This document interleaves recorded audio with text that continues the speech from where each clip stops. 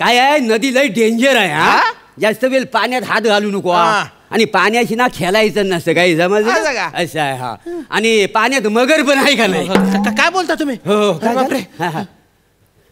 तिकडे काय तरंगतंय हो?